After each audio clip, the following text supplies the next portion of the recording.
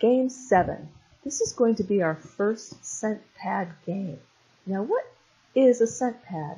Well, a scent pad is just a small area of any shape where our scent has been deposited on the ground by walking in the area back and forth.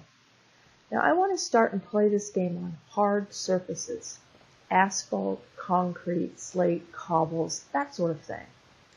I will then generalize the game by playing it on other surfaces like grass, wood chips, gravel, different soil types. You get the idea.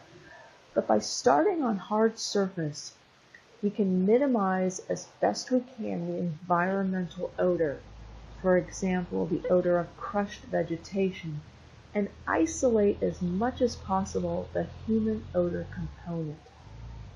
So the goal of this game is to have our dogs learn that is reinforcing, first with small bits of food, and then by locating and indicating our small article.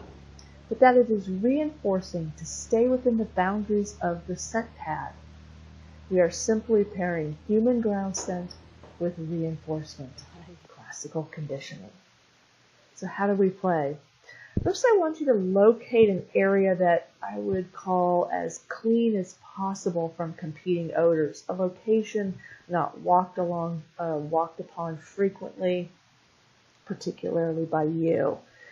For example, if on your property there's a bit of hard surface, say a patio, a walkway, even a section of your driveway that you as the track layer have not walked upon in a few hours, this would work perfect. You don't need a large area at all.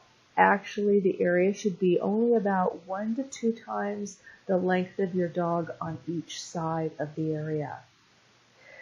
Now, I do not recommend using flags or other markers to mark out the scent pad, as those can become visual cues for your dog, and we don't want our dogs just using their eyes saying, oh, if I stay within the boundaries of these flags, I'm going to find food. We really want them using their nose. So we're going to use the environment to help us delineate our area. Once you've found and identified your area, just pick a location to walk into that area and walk around. No particular pattern is needed. Just walk back and forth. As you're walking, you're actually leaving behind traces of your odor picture on the ground. And as you do this, as you're walking around, drop a few pieces of kibble or small pieces of high-value treats. Exit the scent pad the same way you entered.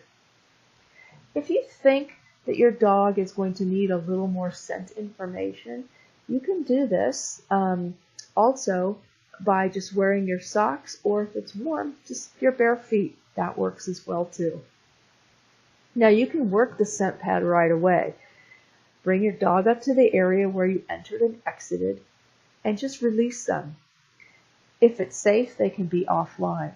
Just let them sniff and eat. Watch. They are quickly going to realize that the only place reinforcement is located, your food, is in the area which contains your scent as well. Now, when your dog is finished finding all the kibble or the high-value treats that you dropped, simply praise up your dog in a happy voice, tell them what a good dog they've been, and move away from the scent pad. Now, if for some reason you don't want your dog finding food on the ground, that is okay. You're just going to proceed directly to the next level of this game. So if you're playing this scent pad game and it doesn't look like your dog to you they're just not getting it. They just look like they're running all over. Make the scent pad area that you have delineated easier at first. For example, have 2 sides or even just one of the scent pad open while the other sides of your scent pad are restricted. You can use a wall or a fence, something to restrict the movement of your dog to make it a little easier for them to start this game. If you're ready to move on to the next level, make sure that your dogs are also confident with game 6. Because this time, at this level of the game, we are going to play using that small article instead of food. You're going to lay a scent pad, placing your small article within the area that you have delineated. Then before you bring your dog up to the scent pad, you might want to top up on some small article indication, game 6, using a matching scent article, and then play immediately the scent pad game. This exercise that she's running now is very fresh. Right after I laid the scent pad, I went and got her.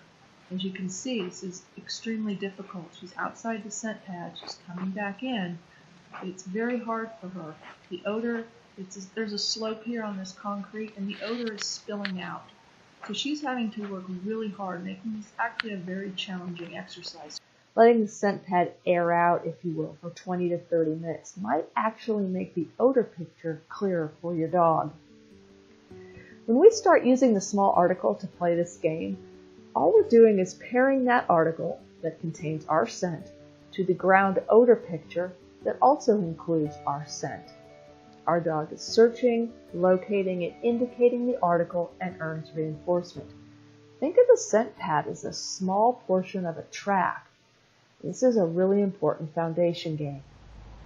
We're then going to want to generalize this game both on a variety of surfaces and also in a variety of places. So when out and about, don't forget that you can always warm up with game 6 and then transition into this level of the scent pad game. I've found that Sunday mornings are usually super nice and quiet, and it's amazing how many neat places and surfaces you can find around your local town or village to play this game. So go out, have some fun with it, and again, looking forward to seeing your videos.